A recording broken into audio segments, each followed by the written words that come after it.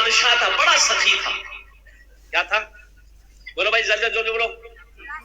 بڑا بادشاہ، بڑا سخی تھا. اور اس کے اپوزٹ اس کی جو بیوی تھی نا بہت بخیل تھی، بہت بخیل، یعنی ایک نمبر کی کنجوس تھی وہ عورت. اس کی بیوی. ایک مچھوارا ندی میں جال ڈالا، ایک مچھلی پکڑا. تو مچھلی جب ملی نا تو یہ مچھوارا سوچا کہ اگر یہ مچھلی بادشاہ کو ہم دے دیں تو وہاں سے انعام ملے گا، ہم بازار میں نہیں بیچیں گے، ہم بادشاہ کو دیں گے، دربار میں لے جائیں گے. مچھلی لے کر آیا، مچھلی لے کر آیا، دربار میں آگے کھڑا ہوا. وزیر نے خبر دی بادشاہ کو کہ حضور ایک مچھوارا آیا مچھلی لے کر. تو بادشاہ نکلا تو پیچھے پیچھے اس کی بیوی بھی آئی. کیسی مچھلی ہے؟ تو مچھوارا بولا کہ حضور جال ڈالا تھا ندی میں، یہ مچھلی ملی تو میں نے سوچا کہ آپ کے لیے بہت اچھا رہے گا مچھلی. تو بادشاہ بولا بہت اچھا، ٹھیک ہے رکھو. وزیر کو بولا کہ 200 دینار اس کو انعام دے دو، درہم 200 درہم انعام دے دو مچھوارے کو. تو اس کی بیوی بولی تو دماغ خراب جاؤ، اتنا چھوٹو مچھلی کا 200 ٹکا دام، ہم مچھلی نہیں لو، یہ پیسہ نہیں کرو بس. تو بادشاہ بولا تمہارا دماغ خراب ہو گیا، ہم بادشاہ ہیں، دیا ہوا چیز واپس نہیں کرتے، ہم بادشاہ نہ ہیں، میری شان کے خلاف. تو بیوی بولی سنو یہ کو پیچ کا پیسہ آپ واپس کریں. بولے کیوں بھائی؟ اس کی بیوی بولی اس سے پوچھئے یہ مچھلی نر ہے کہ مادہ ہے؟ وہ بولے گا نر ہے. آپ بولیے گا نہیں ہم کو نر نہیں چاہیے، مادہ چاہیے، مچھلی لے کے جاؤ پیسہ لاؤ. اب وہ بولے گا کہ نہیں مادہ ہے، آپ بولیے گا نہیں ہم کو مادہ نہیں چاہیے، نر چاہیے، بھائی مچھلی لے کے جاؤ، وہ پیسہ جو دیے ریٹرن کرو. تو کبھی کبھی آدمی اپنی بیوی کے ہاتھوں میں مجبور ہو جاتا ہے، سمجھے نا؟ زیادہ موری مت ہلاؤ، کل پہ نستوں نہیں ملتا. تو بادشاہ نے بولا بھائی ادھر آؤ، مچھلی والے کو بولا ادھر آؤ. بولا حضور، بولا یہ بتاؤ یہ مچھلی نر ہے کہ مادہ ہے؟ نر ہے کہ مادہ ہے؟ تو مچھلی والا بھی بڑا چالاک تھا، بہت پہنچا ہوا تھا. بولا حضور آپ کے لیے نر اور مادہ مچھلی ہم کہلائیں گے؟ یہ مچھلی نہ نر ہے نہ مادہ ہے، بیچ کی مچھلی. بولا بہت اچھا، اس کو 200 درہم اور انعام میں دے دو. بیوی تو اور جل بھون گئی کہ ہم پیسہ ریٹرن کے چکر میں تھے، 400 ٹکا اور دے دیا. یہ مچھوارا جب جانے لگا تو دیکھا دربار میں ایک سکہ گرا ہوا تھا. ایک کیا گرا ہوا تھا بولو؟ ایک سکہ گرا ہوا تھا، ایک سکہ روپیہ ٹاکا گرا ہوا تھا. یہ مچھوارا اٹھا کر کے چوما چوم کے پاکٹ رکھ لیا. اس کی بیوی کی نظر پڑ گئی، بادشاہ کی بیوی. بولا دیکھیے اتنا انعام دیے پھر بھی اس کو صبر نہیں ہے، وہ چور بھی ہے، دیکھیے دربار سے پیسہ چوری کر کے لے کے جا رہا ہے، بس یہی بہانہ ہے، اس کو قید میں جیل میں ڈالیے اور پیسہ سے چھینی. تو بادشاہ بولا کہ ادھر کیا پیسہ اٹھایا؟ تو مچھوارا بولا کہ حضور یہ جو ٹاکا ہے نا اس میں آپ کی تصویر، آپ کا فوٹو ہے، رستہ میں گرا ہوا تھا، کوئی پیر دے دیتا، کوئی پیر دے دیتا تو بے ادبی نہ ہوتی، اس لیے اٹھا کے اس کو ہم چوم لیے، پاکٹ رکھ لیے. بولا بہت اچھا، اس کو 200 درہم اور انعام میں دے دو.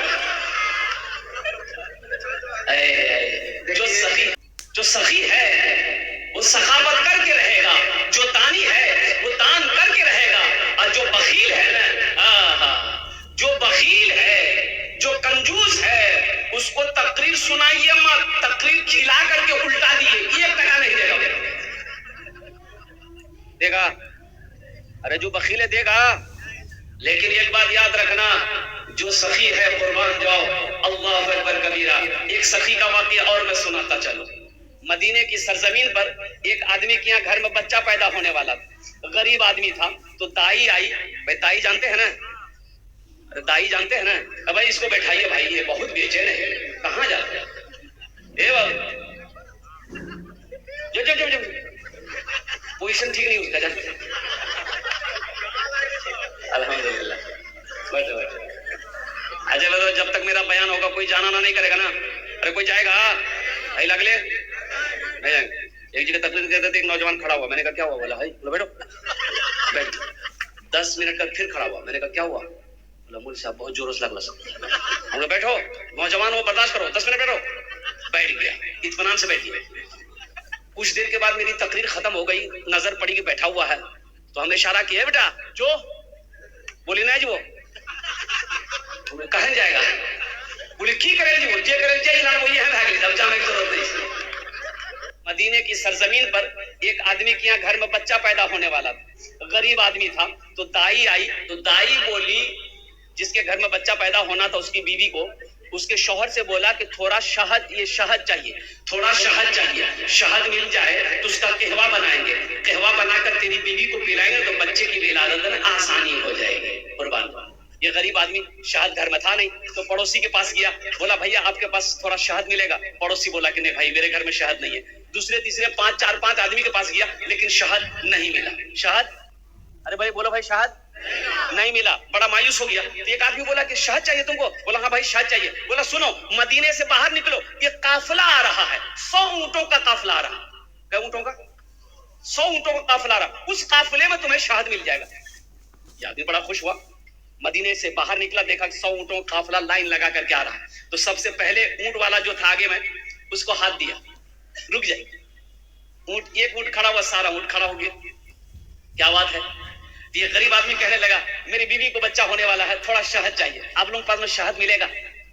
تو بولا کہ ہاں شہد تو ہے لیکن ہم نہیں دے سکتے, ہم اپنے امیر سے پہلے پوچھیں گے, امیر اجازت دے دے گا ہم دے دیں گے. بولا پوچھیے امیر, کون امیر آپ کا؟ تو جو امیر تھے نا, یہ اونٹ بان اس کے پاس گیا, بولا کہ حضور یہ غریب آدمی تھوڑا سا شہد مانگ رہا, دے دوں؟ اور ایک اونٹ کے اوپر میں صرف شہد بندھا ہوا تھا, مٹی کا گھڑا. مٹی کا گھڑا جانے نا, ارے بڑھیا, مٹی کا گھڑا اونٹ کے پیٹھ پہ ایسے بندھا ہوا تھا, اور دونوں گھڑا میں شہد تھا بھرا ہوا. تو امیر سے پوچھا کہ تھوڑا شہد دے دیں. نوجوانوں سنو, یہ کوئی قصہ نہیں سنا رہا ہوں میں, واقعہ, سچا واقعہ, الحمدللہ سچا واقعہ سنا رہا ہوں. یہ اونٹبان نے کہا حضور تھوڑا شہد دے دوں؟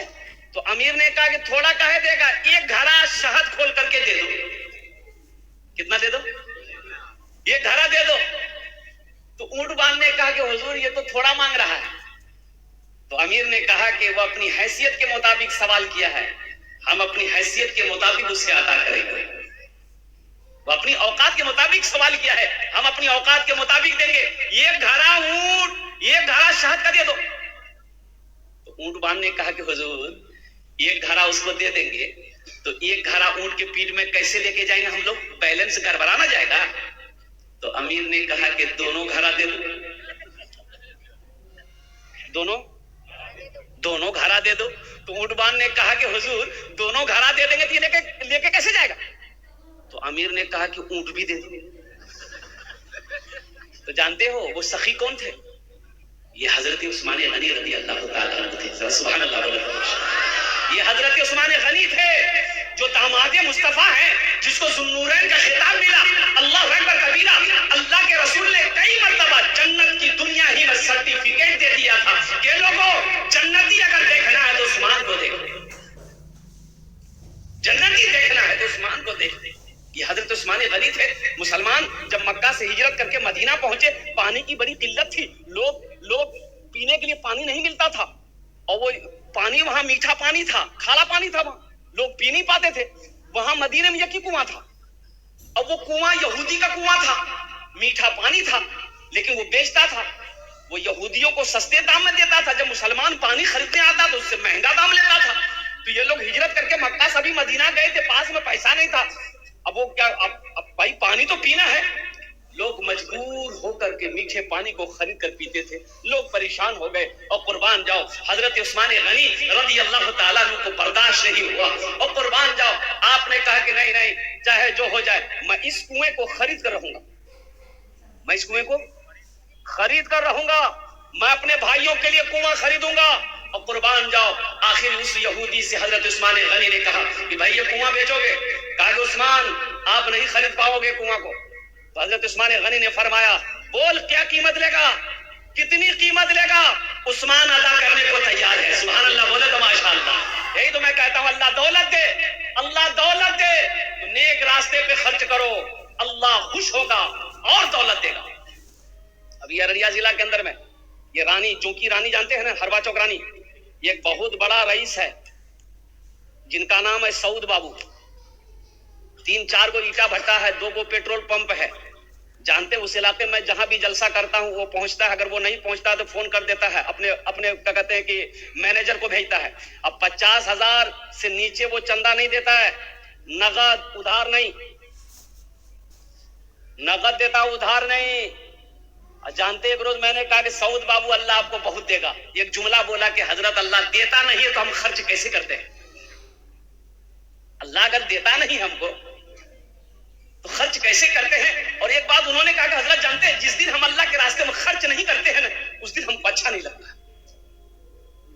تو اللہ دیتا اسی کو ہے جو خرچ کرتا ہے. اللہ بخیل کو پیسہ نہیں دے گا, اللہ بخیل کو دولت نہیں دے گا. شاید کسی بخیل کو دولت مل جائے تو اس کے لیے وہ ہلاکت ہے, وہ دولت عذاب ہے اس کے لیے. وہ دولت, وہی دولت کل قیامت کے دن سانپ بنا کر اللہ اس کے گلے میں پہنائے گا. یہ اس سانپ کو ہٹانے کی کوشش کرے گا, یہ سانپ کو اللہ زبان دے گا. وہ سانپ کہے گا ارے نا نا نا نا ہٹانا ہٹانا, میں تیرا مال ہوں, میں تیرا مال ہوں جس سے تم دنیا میں محبت کرتے تھے. آج کیوں تم مجھے بھگا رہے ہو, آج کیوں ہٹا رہے ہو؟ ہم تو تمہارے گلے کا فندار. انشاءاللہ سخاوت کریں گے میرے بھائی, انشاءاللہ کریں گے. اچھا جنت محل کون کون بنائیں گے؟ ہاتھ اٹھاؤ, میں دعا کروں گا انشاءاللہ.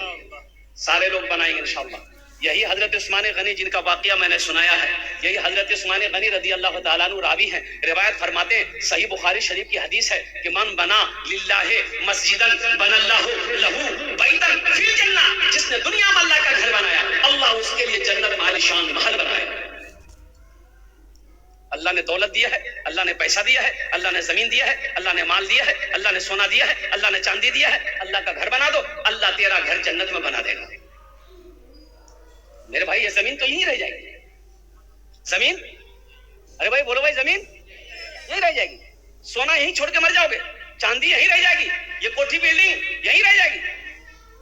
کفن میں جیب نہیں ہوتا, کفن میں, ارے بولے بھائی کفن میں نہ دولت رہے گی, نہ دولت رہے گی, نہ پیسہ رہے گا, اکیلی قبر میں تو لیٹا رہے گا. نہ دولت رہے گی, نہ پیسہ رہے گا, اکیلے قبر میں تو لیٹا رہے گا. نہ دولت رہے گی,